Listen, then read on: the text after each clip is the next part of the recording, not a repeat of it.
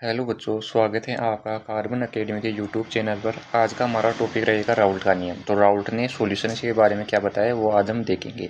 तो राउल्ट का नियम क्या कहता है कि किसी द्रव्य विलयन में प्रत्येक द्रव का आंशिक दाब उसके विलयन में मोल अंश के समानुपाती होता है। अगर अपने पास कोई भी द्रव्य विलयन है, लिक्विड सॉल्यूशन है, तो उसमें प्रत्येक जो द्रव का आंशिक दाब होगा, प्रत्येक घटक का आंशिक दाब होगा, वो उसके मोल अंश के समानुपाती होगा, पी समानुपाती होगा अक्स के। माना दो द्रव ए व बी से विलयन बनाया गया है। विलयन में दो घटक हैं, ए हैं और बी हैं। विलयन में द्रव ए का आंशिक दाब पी ए है और द्रव बी का आंशिक दाब पी बी है। अगर विलयन में दो घटक ए और बी हैं तो ए का आंशिक दाब पी ए होगा, बी का आंशिक दाब पी बी होगा तथा मोल भिन्न क्रमशः एक्स ए और एक्स बी है। ए की मोल भिन्न एक्स ए होगी और बी का मोल भिन्न एक्स बी होगा। तो राउल्ट के नियम अनुसार क्या हो जाएगा, पी ए समानुपाती हैं एक्स ए के। तो अब यहाँ से समानुपाती के चिन्ह को हटाएंगे तो पी ए कांस्टेंट आएगा और पी बी समानुपाती है एक्स बी के। यहाँ से समानुपाती का चिन्ह हटाएंगे तो पी बी नोट कांस्टेंट आएगा। समीकरण 1 और समीकरण 2 हो गए। यहाँ देखो इधर कि द्रव ए और द्रव बी दोनों से मिलकर एक विलयन बनाया गया है। तो पी ए नोट तथा पी बी नोट क्रमशः ए और बी की शुद्ध अवस्था में वाष्प दाब है। यानी जो ये पी ए नोट और पी बी नोट अपन समानुपाती का चिन्ह हटाकर लिए थे, ये क्या है, ए और बी की शुद्ध अवस्था में वाष्प दाब है। तो विलयन का जो टोटल वाष्प दाब है वो अगर पी हो तो पी बराबर क्या होगा, P A plus P B हो जाएगा। यहाँ से पी ए और पी बी ये दोनों हो जाएगा। तो समीकरण 1 व 2 को समीकरण 3 में रखने पर यहाँ से 1 का मान और बी का मान समीकरण 3 में रखेंगे तो क्या आएगा अपने पास समीकरण, पी बराबर P A naught X A plus P B naught X B. यहाँ से समीकरण अपने को 4 प्राप्त हो गया। अब हम जानते हैं कि x A plus X B बराबर 1 होता है। यानी अगर कोई भी सॉल्यूशन है उसका मोल भिन्न हमेशा 1 आता है। ये अपन पिछले वाले वीडियो में देख चुके हैं। अपने को यहाँ से एक्स ए की वैल्यू को निकालनी है तो एक्स ए बराबर क्या हो जाएगा, यहाँ से एक्स बी इधर जाएगा तो माइनस का हो जाएगा। तो एक्स ए बराबर 1 माइनस एक्स बी। तो उपरोक्त समीकरण में रखने पर ऊपर वाले समीकरण 4 में इसका एक्स ए का मान रखेंगे तो क्या आएगा, पी बराबर P A naught 1 minus X B plus P B naught X B आ जाएगा। तो P बराबर क्या आएगा, यहाँ से इसको मल्टीप्लाई करेंगे तो P A naught minus P naught A X B plus A P B naught X B आ गया। यहाँ से क्या करेंगे, जो ये एक्स बी है इसको कॉमन ले रहे हैं इन दोनों में, तो यहाँ से क्या निकल के आएगा, P बराबर P A naught plus X B P naught B minus P naught A आ जाएगा। अतः विलयन का कुल दाब P घटक के मोल भिन्न एक्स बी या एक्स ए का रेखीय फलन होता है। तो हमेशा जो पी घटक है उसका मोल भिन्न एक्स ए और एक्स ए के हमेशा रेखीय फलन हो गए, यानी इनकी जो ग्राफ आएगी वो हमेशा सीधी आएगी। अब देखो राउल्ट के नियम की जो ग्राफ है वो कैसे बनती है कि इस तरफ अपन प्रेशर ले रहे हैं और ये मोल भिन्न ले रहे हैं। यहाँ से देखो कि एक्स ए का मोल भिन्न 1 है, लेकिन यहाँ से जैसे इस तरफ जाएंगे तो इसका मोल भिन्न घट रहा है और मोल इसका 0 आ रहा है। लेकिन यहाँ एक्स बी का मोल 1 है और यहाँ से इस तरफ जा रहे हैं तो इसका मोल घट के 0 हो रहा है। मतलब यह है कि इस वाली लाइन के ऊपर ओनली आपका द्रव ए प्रेजेंट है जो शुद्ध अवस्था में है। तो ए का जो शुद्ध अवस्था में दाब होगा वो क्या आता है, पी नोट ए आता है। और यहाँ बी ओनली बी प्रेजेंट है तो बी का शुद्ध अवस्था में दाब क्या हो जाएगा, पी बी नोट हो जाएगा। अब यहाँ से इस तरफ जा रहे हैं तो ए के मोल घट रहे हैं मतलब ए का जो ये ग्राफ है ये वाला डिक्रीज हो रहा है। लेकिन यहाँ से इस तरफ जा रहे हैं तो बी का मोल है 0 से 1 हो रहा है तो ये वाला ग्राफ इंक्रीज हो रहा है। ऐसे ही इधर से देखेंगे तो जो एक्स ए है, ए 0 से 1 आ रहा है तो यहाँ से जो ये ग्राफ है इसका ये उल्टा बनेगा ये वाला। तो ये इसका इंक्रीज हो रहा है और एक्स भी 1 है, इस ये क्या है 1 से 0 हो रहा है तो इसका जो बी है इसका ग्राफ डिक्रीज होगा तो ये वाला ऐसे डिक्रीज हो रहा है। तो यहाँ से क्या हो जाएगा, ये वाली लाइन ए के लिए है तो पी ए बराबर पी ए नोट एक्स ए आ जाएगा। ये वाली लाइन बी के लिए है तो पी बी बराबर क्या आएगा, P B naught X B आ जाएगा। ये वाली टोटल प्रेशर की लाइन है तो इसमें क्या बनेगा, पी बराबर P A plus P B बन जाएगा। चित्र क्या है, कुल दाब व विलयन में उपस्थित अवयवों के मोल भिन्न में आलेख ये खींचा गया है। अब देखो अगला इसी में है अवाष्पशील विलय युक्त विलयन के लिए राउल्ट नियम ठोस और द्रव के लिए। इस नियम अनुसार अवाष्पशील विलय युक्त विलयन का वाष्प दाब केवल वाष्पशील विलायक द्रव ए के आंशिक दाब के समानुपाती होता है। ये ऐसे बोल रहा है कि अगर अपने पास कोई भी विलायक प्रेजेंट है और उसमें अपन अवाष्पशील विलय घोलते हैं, तो उसका जो वाष्प दाब होगा वो केवल वाष्पशील जो विलायक A है उसके आंशिक दाब के ही समानुपाती होता है, क्योंकि अवाष्पशील विलय ठोस B का आंशिक दाब नगण्य हो जाता है। अतः विलयन का जो वाष्प दाब होगा वो क्या होगा, PS बराबर क्या हो जाएगा, PA होगा। अतः PS बराबर यहाँ से ये समानुपाती आएगा, तो समानुपाती का चिन्ह हटेगा तो P नोट A XA आ जाएगा। यहाँ से XA की वैल्यू पुट करेंगे जो भी पहले देखे थे अपन, तो PS बराबर PA नोट 1 माइनस XB आएगा। ये कहाँ से आया कि किसी भी जो विलयन है उसका टोटल आंशिक मोल भिन्न वो 1 होता है, तो यहाँ से अगर B को यहाँ भेजेंगे तो XA बराबर क्या आ जाएगा, 1 माइनस XB आ जाएगा। ये वाली वैल्यू अपन यहाँ पुट करे हैं। अब P नोट A को इससे मल्टीप्लाई करना है तो क्या अपन क्या आएगा, P note A minus P note A XB आ गया। अब अपन को क्या करना है, यहाँ से मैं इसको इधर भेज दूँ, ठीक है, तो यहाँ से ये वाला इधर पहले ले लिए, तो P नोट A XB बराबर है P note A minus PS आ गया। अब जो अपन को x भी निकालना है इसमें से, तो x भी बराबर क्या आ जाएगा, यहाँ से इसको वापस यहाँ भेजिए, तो x भी बराबर P note A minus P S upon P note A आ गया। यहाँ P note A minus P S क्या है, वाष्प दाब में अवनमन। ये वाष्प दाब में कितनी कमी आ रही है उसी को वाष्प दाब में अवनमन बोलते हैं, तो इसको डिनोट कर रहे हैं P note A minus P S से, और P note A minus P S upon P note A वाष्प दाब में आपेक्षिक अवनमन होगा। अतः राउल्ट के नियम से एक निश्चित ताप पर अवाष्पशील विलय युक्त विलयन का वाष्प दाब में आपेक्षिक अवनमन विलय के मोल भिन्न के समानुपाती या बराबर होता है। तो राउल्ट के नियम से क्या सॉल्यूशन निकल के आया कि कोई भी एक निश्चित टेम्परेचर पर जो अवाष्पशील विलय अपन विलायक में मिला रहे हैं तो उसका वाष्प दाब में आपेक्षिक अवनमन विलय के मोल भिन्न के समानुपाती होता है या बराबर होता है। तो यहाँ से फॉर्मूला क्या बन के आएगा, एक्स बी बराबर P naught A minus P S upon P naught A. यहाँ एक्स बी क्या है, अवाष्पशील ठोस विलय के मोल भिन्न होते हैं। अब राउल्ट के नियम के आधार पर द्रव द्रव जो विलयन थे उनको राउल्ट ने दो भागों में बांटा है, एक आदर्श विलयन है और दूसरा अनादर्श विलयन है। अब दोनों में डिफरेंस क्या होता है वो देखो। आदर्श विलयन वे सभी विलयन जो सभी ताप एवं सांद्रता पर राउल्ट के नियम का पालन करते हैं उन्हें आदर्श विलयन कहते हैं। अनादर्श क्या होगा, जो राउल्ट के नियम का पालन नहीं करते हैं वो अनादर्श विलयन होंगे। वे विलयन जो ताप तथा सांद्रता के सभी मानों पर राउल्ट के नियम का पालन नहीं करते हैं उन्हें अनादर्श विलयन कहते हैं। ये दोनों एक दूसरे के अपोजिट हैं। शर्त क्या है, P बराबर है P A plus P B होना चाहिए, तो P बराबर यहाँ से पी ए और पी बी की वैल्यू पुट करेंगे तो P naught A X A plus P naught B X B. लेकिन ये अनादर्श विलयन है, ये इस चीज़ को फॉलो नहीं करता है तो ये बराबर नहीं होगा। अगर आयतन की बात करें तो आयतन में आदर्श विलयन का जो आयतन परिवर्तन है वो हमेशा शून्य आएगा, लेकिन अनादर्श विलयन के लिए दोनों अवयव ए व बी के मिलने पर विलयन का आयतन दोनों अवयवों के आयतन के बराबर नहीं होता, या तो कम होगा या ज़्यादा होगा, तो ये डेल वी बराबर 0 नहीं होगा। दोनों अवयवों ए व बी को मिलाने पर एंथैल्पी परिवर्तन शून्य होती है, यानी एंथैल्पी परिवर्तन हमेशा 0 रहेगी, कोई एंथैल्पी में परिवर्तन नहीं रहेगा। लेकिन अनादर्श विलयन के लिए एंथैल्पी में परिवर्तन होता है तो ये डज नॉट इक्वल 0 आ जाएगा।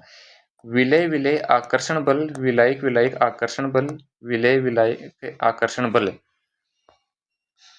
के बराबर होता है। मतलब जो ए इंटरेक्शन और बी इंटरेक्शन है वो हमेशा बराबर होगा ए बी इंटरेक्शन की। ऐसे ही अगर इसमें बात करें तो ए इंटरेक्शन और बी इंटरेक्शन है वो ए बी इंटरेक्शन या आकर्षण बल से बराबर नहीं होगा। ये दो अनादर्श विलयन दो प्रकार के होते हैं, धनात्मक विचलन प्रदर्शित करने वाले यानी जो पॉजिटिव विचलन दर्शाएंगे, और ऋणात्मक विचलन प्रदर्शित करने वाले। अब आदर्श विलयन है उसके उदाहरण कौन कौन से हैं, C6H6 C6H5 CH3 CH3OH C2H5OH C6H5Cl और C6H5Br। यहाँ उदाहरण क्या होगा, C2H4Cl2 C2H4Br2 and C6H14 and C6N16 CCl4 plus SiCl2। ये इसके एग्जाम्पल हो जाएंगे। अब इसी में जो ऋणात्मक अनादर्श विलयन था उसका प्रश्न है धनात्मक विचलन प्रदर्शित करने वाले अनादर्श विलयन कौन कौन से होंगे। ऐसे विलयन जिनमें विलय विलय और विलायक विलायक अंतरा आणविक आकर्षण बल विलय विलायक अंतरा आणविक आकर्षण बल से प्रबल होता है उन्हें धनात्मक विचलन प्रदर्शित करने वाले अनादर्श विलयन कहते हैं। मतलब ये है कि जो ए का आकर्षण बल और बी का आकर्षण बल होगा वो ए बी के आकर्षण बल से हमेशा ज्यादा होगा, तो अपना विलयन धनात्मक विचलन दर्शाएगा।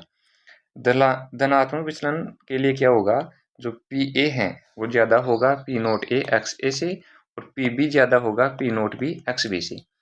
यहाँ जो डेल वी मिश्रण था वो धनात्मक आएगा, विलयन का आयतन कुछ होगा यानी बढ़ेगा, और डेल एच है एंथैल्पी मिश्रण की क्या आएगी, धनात्मक आएगी, यानी जो अपनी रिएक्शन होगी वो ऊष्मा शोषी होगी। इसके एग्जाम्पल हैं CH3OH H2O C2H5OH H2O C2H5OH CH3 का होल ट्वाइस CO CH3 का whole twice CO plus CH2। अब अगर धनात्मक विचलन दर्शाने वाले विलयन की ग्राफ देखें तो इसमें क्या होगा कि पहले जो अपन ग्राफ देखे थे राउल्ट की नियम की वो अपने को स्ट्रेट लाइन में प्राप्त हो रही थी ये वाली, लेकिन इस बार धनात्मक विचलन दर्शा रहा है तो जो ये ग्राफ है ये क्या हो जाएगी, इससे कुछ हो जाएगी। तो जो ए वाली है इसका कर्व इस प्रकार से बनेगा और बी वाली का कर्व यूं इस प्रकार से बनेगा और टोटल का ये बन जाएगा। ठीक है बच्चों, यहाँ से मोलबिन एक्स ए की 1 से 0 हो रही है और यहाँ एक्स बी की 1 से 0 हो रही है। मोलबिन दोनों तरफ यूं चलेगा, इधर पार्शियल प्रेशर वाष्प दाब है। चित्र किसका है, ये धनात्मक अनादर्श विलयन दर्शाने वाले जितने भी विलयन हैं उनके लिए ये वाली ग्राफ बन जाएगी। इनमें पॉजिटिव डेविएशन होगा, ग्राफ उच्च होगी तो ये ऊपर यूं इस प्रकार से कर्व बन के आ जाएगा। अब इसी का सेकंड है ऋणात्मक विचलन प्रदर्शित करने वाले अनादर्श विलयन, यानी ऐसे विलयन है जिनमें विलय विलय और विलायक विलायक अंतरा आणविक आकर्षण बल विलय विलायक अंतरा आणविक आकर्षण बल से दुर्बल होता है। मतलब कहने का मतलब यह है कि जो ए आकर्षण बल था और बी आकर्षण बल था वो इस बार कम होगा ए बी के आकर्षण बल से। तो ऋणात्मक विचलन में क्या होगा कि जो पी ए है वो कम होगा इससे P naught A X A से और पी बी कम होगा P naught B X B से। जो डेल वी विसरण है वो भी ऋणात्मक आएगा तो विलयन का आयतन क्या हो जाएगा, निम्न हो जाएगा। डेल एच मिश्रण है वो ऋणात्मक होगा, ऋणात्मक होती रिएक्शन अपनी ऊष्मा क्षेपी हो जाएगी। इसके एग्जाम्पल हैं CHCl3 acetone H2O HCl CHCl3 C6H6 CH3OH CH3COOH acetone और एनिलीन है। अगर इसकी ग्राफ की बात करें तो इसमें ग्राफ जैसे पॉजिटिव में ऊपर कर्व बन रहा था, लेकिन इसमें क्या होगा नीचे कर्व बनेगा। तो जो ये स्ट्रेट लाइन अपनी प्राप्त हो रही थी उससे इस बार कर्व क्या होगा नीचे की ओर बनेगा। तो ये जो कर्व है वो नीचे बन रहा है, ये देखो ये ए का कर्व बन गया, ये बी का कर्व बनेगा और ये टोटल प्रेशर का कर्व बन जाएगा। वही अपनी मोलबिन है वो एक्स बी की 1 से 0 हो रही है और एक्स ए की है वो 1 से इधर की तरफ 0 हो रही है। चित्र किसका है, ऋणात्मक अनादर्श विलयन ये वाली ग्राफ है। अब साम्य वाष्प दाब क्या है, ये अपने पास कोई सिस्टम है, ये कोई बीकर है और इसको अपन ने क्या कर दिया, बंद कर दिया है वाष्प दाब निकालने के लिए। तो वाष्प के द्वारा द्रव की सतह पर दाब P साम्य वाष्प दाब होता है। यानी जो वाष्प है अगर कोई भी अपना सॉल्यूशन है अगर वो वाष्प के रूप में बाहर निकल रहा है तो उसकी जो वाष्प है वो वापस उसकी सतह के ऊपर प्रेशर डालती है, उसी को अपन क्या बोलते हैं, वाष्प दाब बोलते हैं। और ये है साम्य दाब वाष्प दाब है। प्रारंभ में द्रव वाष्पशील होता है तथा वाष्प के द्वारा द्रव की सतह पर लगातार दाब में बढ़ती होती है। प्रारंभ में द्रव है वो वाष्पशील होता है, वाष्प के रूप में बाहर जाएगा। तो जो वाष्प बाहर निकल रही है वो वापस से द्रव की सतह के ऊपर प्रेशर डाल रही है, दाब में भी वृद्धि होगी। कुछ समय पश्चात यह स्थिर हो जाता है तथा द्रव अवस्था में तथा वाष्प अवस्था के मध्य साम्य अवस्था स्थापित हो जाती है। यानी पहले तो क्या होता है दाब में वृद्धि होती है, लेकिन उसके कुछ समय पश्चात क्या होगा जो वाष्प दाब है वो स्थिर हो जाता है और द्रव की सतह पर द्रव अवस्था में और वाष्प अवस्था में के मध्य जो साम्य अवस्था है वो स्थापित हो जाती है। मतलब द्रव का लगा हुआ दाब और यहाँ से वाष्प के द्वारा लगा हुआ दाब क्या रहेगा, बराबर हो जाएगा और साम्य अवस्था स्थापित हो जाएगी। इस अवस्था में वाष्प दाब साम्य वाष्प दाब या संतुलित वाष्प दाब कहलाता है।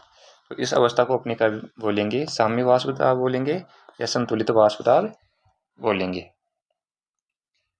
अब स्थिर क्वांति मिश्रण किसको बोलते हैं, यानी दो द्रवों के वे मिश्रण हैं जिनका एक निश्चित क्वथनांक होता है और जो घटकों के अनुपात में बिना किसी परिवर्तन के वाष्पशील होता है। तो द्रव का ऐसा मिश्रण स्थिर क्वांति मिश्रण या स्थिर क्वांतनांक की मिश्रण कहलाता है। यानी दो द्रव अपने पास है, उनका एक मिश्रण बनाएंगे तो विलयन बन के आ गया। उनका हमेशा एक निश्चित क्वथनांक होगा, यानी एक फिक्स टेम्परेचर के ऊपर वो उबलना बॉयल होना प्रारंभ कर देंगे और जो घटकों के अनुपात में बिना किसी परिवर्तन के वाष्पित होते हैं। यानी कहने का मतलब यह है कि अगर द्रव अवस्था में और वाष्प अवस्था में उनके जो घटक हैं वो हमेशा सेम रहेंगे, उनमें कोई परिवर्तन नहीं होगा। तो ऐसे द्रवों को स्थिर क्वांति मिश्रण बोलते हैं और या स्थिर क्वांतनांक की मिश्रण कहते हैं। ये अनादर्श विलयनों से बनते हैं। जितने भी स्थिर क्वांति मिश्रण है वो हमेशा अनादर्श विलयनों से बनकर आएंगे।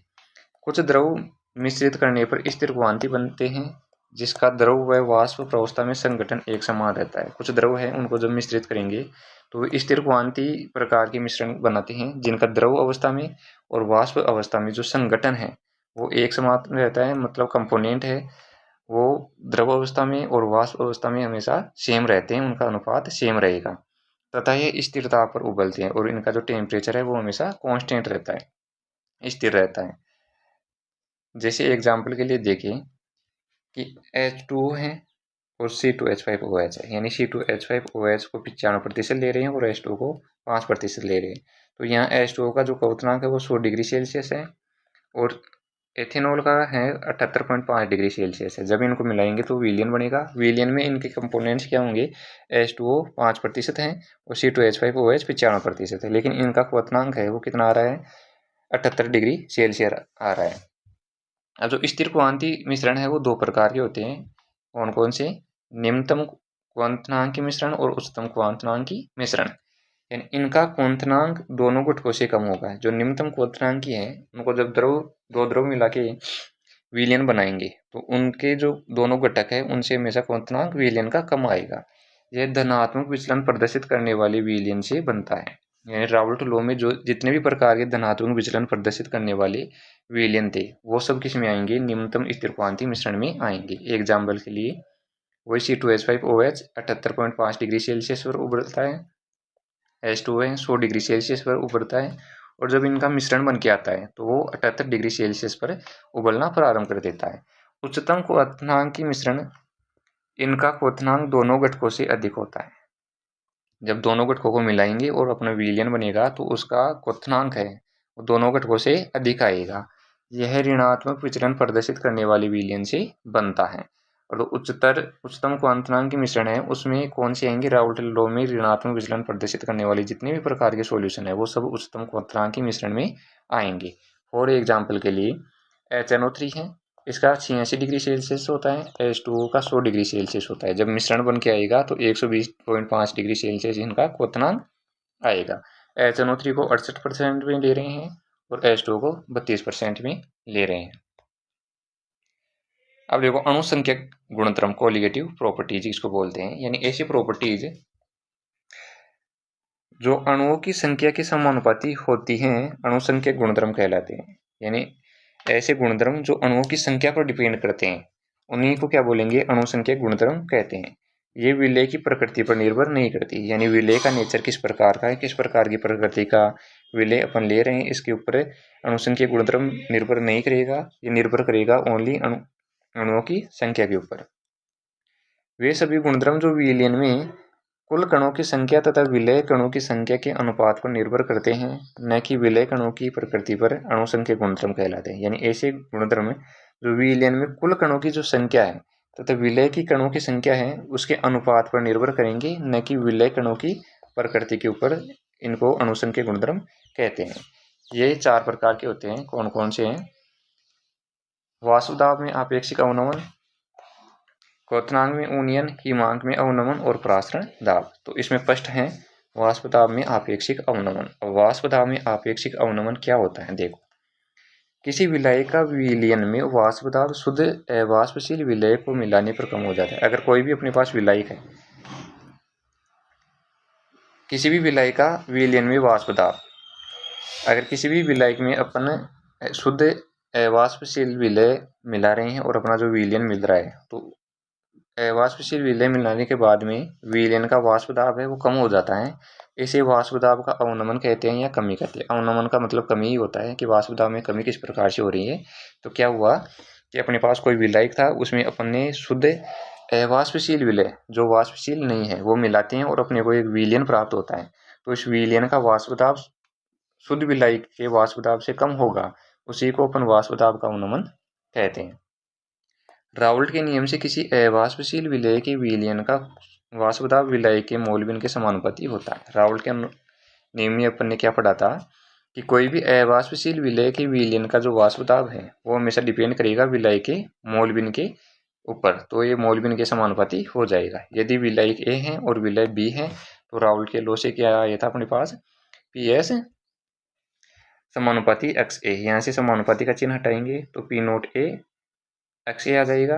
अब आपने पहले देख चुके लिए हैं कि x A plus X B बराबर 1 होता है। मतलब कोई भी विलयन है उसका हमेशा मोल फ्रैक्शन, मोल बिन या मोल अंश 1 आता है। तो यहाँ से अपन एक्स ए निकालेंगे तो एक्स बी को यहाँ भेज दिया तो एक्स ए बराबर 1 माइनस एक्स बी आ गया। अभी एक्स बी एक्स ए का मान है 1 माइनस एक्स बी, इसको यहाँ रखेंगे तो पी एस बराबर क्या आएगा, पी नोट ए 1 माइनस एक्स बी। जब इसको मल्टीप्लाई करेंगे तो यहाँ से क्या बन के आ जाएगा, P naught A minus P naught A X B, ये आ गया। अब एक्स बी, यहाँ से अपने को एक्स बी निकालना है तो इस वाले पोर्शन को इधर भेज दिया तो यहाँ से क्या आया, एक्स बी बराबर P naught A minus P S upon P naught A. अब ये क्या है, वाष्प दाब में आपेक्षिक अवनमन विलयन में उपस्थित विलय की मोल बिन के बराबर होता है। यानी वाष्प दाब में जो आपेक्षिक अवनमन है वो विलयन में उपस्थित विलय की मोल बिन है उनके बराबर होता है। आगे देखो क्या है कि एक्स बी बराबर N A upon N A plus N B है। यानी अपने को विलय के मोलंश निकालना है तो ऊपर तो क्या आएगा, विलय के मोल अपॉन यहाँ विलयन का मोल। तो विलयन में दो घटक प्रेजेंट है ए और बी, तो ए का मोल और बी का मोल। समीकरण 1 व 2 से समीकरण 1 में 2 का मान पुट करेंगे तो क्या आ जाएगा, एक्स बी की जगह अपने को ये वाला मान रखना है तो N B upon N A plus N B बराबर P naught A minus P S upon P naught A. यहाँ एन ए तो क्या है, विलय के मोलों की संख्या है और एन बी विलय के मोलों की संख्या है। विलयन में तनु विलयन में एन बी बहुत कम है एन ए से, तो अपन एन बी को नेगलेक्ट कर सकते हैं, नगण्य मान सकते हैं, अतः एन बी को नगण्य माना जा सकता है। तो एन बी बराबर अगर अपन 0 पुट कर ले या दोनों का मान किसके बराबर हो जाएगा, एन ए के बराबर हो जाएगा, तो अपने यहाँ क्या करना है, N A plus N B की जगह एन ए पुट करना है। तो यहाँ से समीकरण क्या बनेगा, P naught A minus P S upon P naught A बराबर N B upon N A. अभी यहाँ देखो एन बी तो क्या है, विलय के मोल है, तो विलय के मोल कैसे निकालेंगे, ये रहा, यानी विलय का द्रव्यमान अपॉन विलय का अणुभार, विलय का द्रव्यमान डब्ल्यू बी अपॉन विलय का अणुभार एम बी। यहाँ से एन ए क्या था, विलय का मोल था, तो विलय का मोल कैसे निकालेंगे, विलय का द्रव्यमान डब्ल्यू ए और विलय का अणुभार एम ए। अब ये वाले जो दोनों मान हैं एन ए और एन बी के, इस समीकरण में जब पुट करेंगे तो अपने पास क्या आएगा value, P naught A minus P S upon P naught A बराबर W B M A upon W A M B.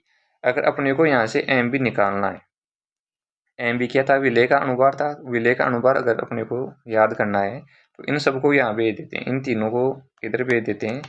तो यहाँ से एम बी बराबर क्या आएगा, डब्ल्यू बी गुणा M A upon W A गुणा P naught A upon P naught A minus P S. ये समीकरण आ जाएगा। अगर अपने को क्वेश्चन दे दे और उसमें पूछे विलय का अणुभार तो इस सूत्र के माध्यम से अपन वो याद कर सकते हैं। जैसे एग्जाम्पल दे रखा है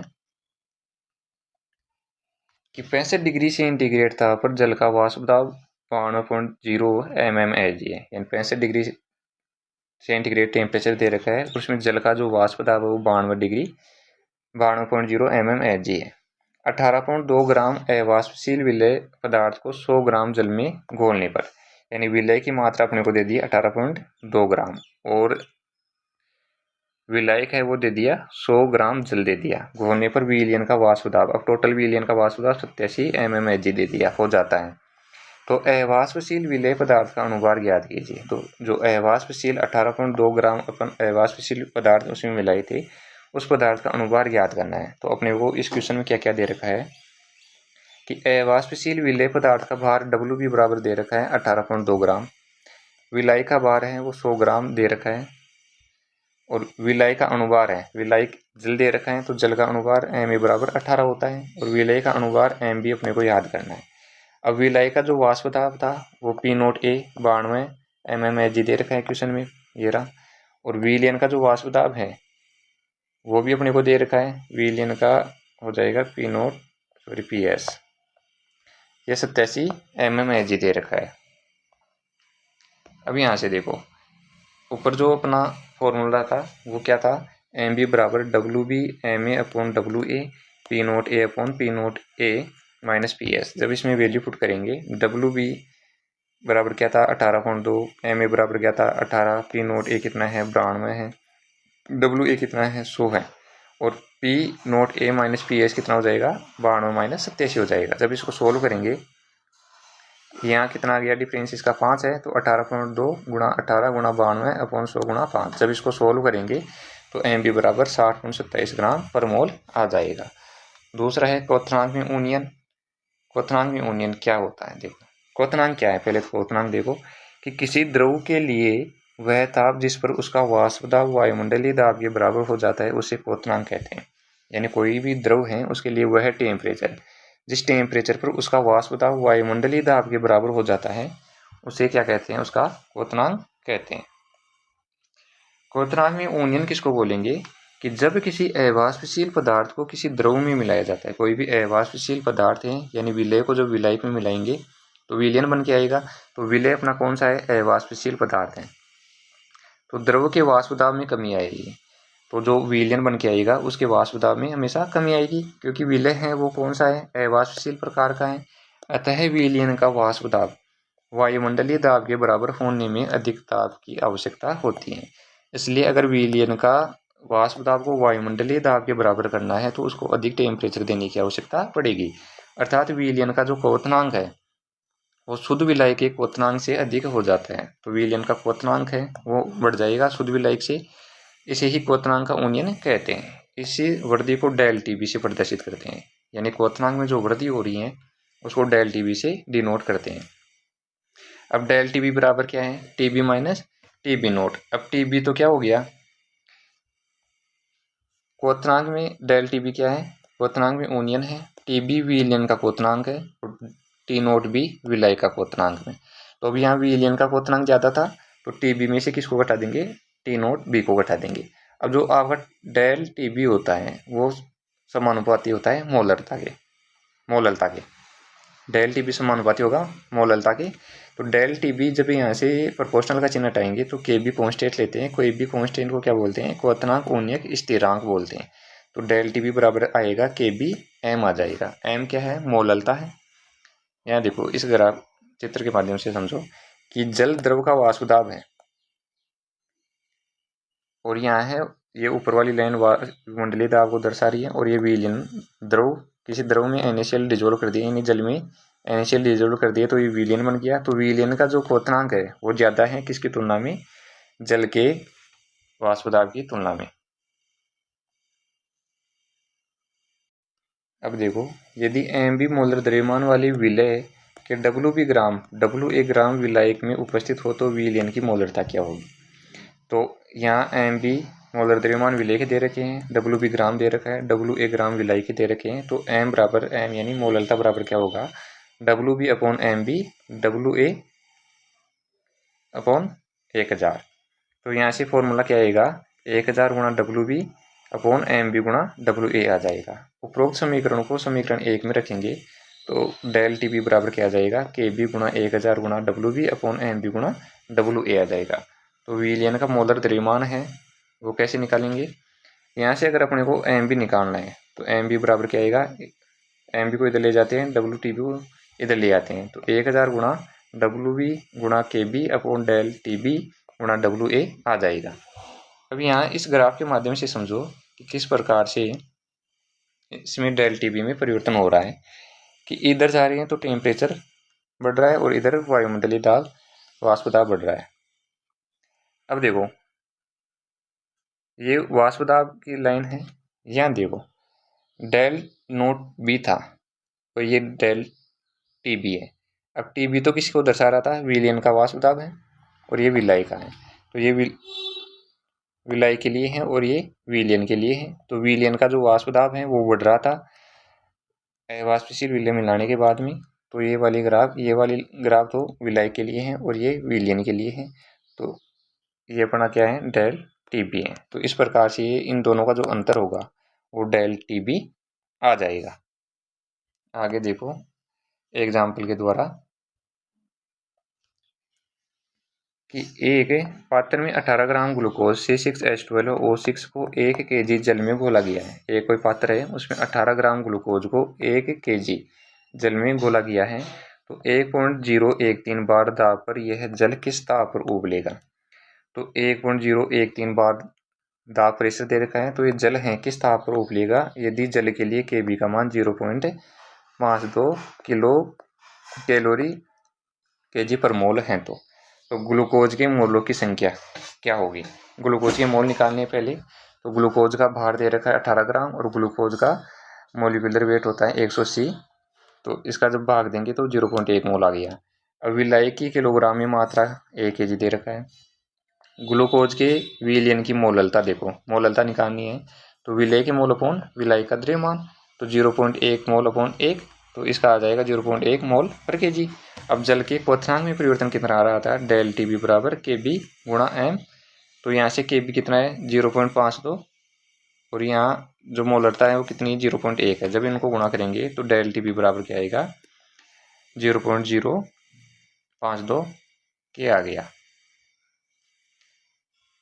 चूँकि 1.013 बार दाब पर जल 373.15 केल्विन पर उबलता है, अतः विलयन का क्वथनांक 373.15 प्लस 0.052 बराबर कितना आ जाएगा 373.202 केल्विन, इसका आंसर आ जाएगा।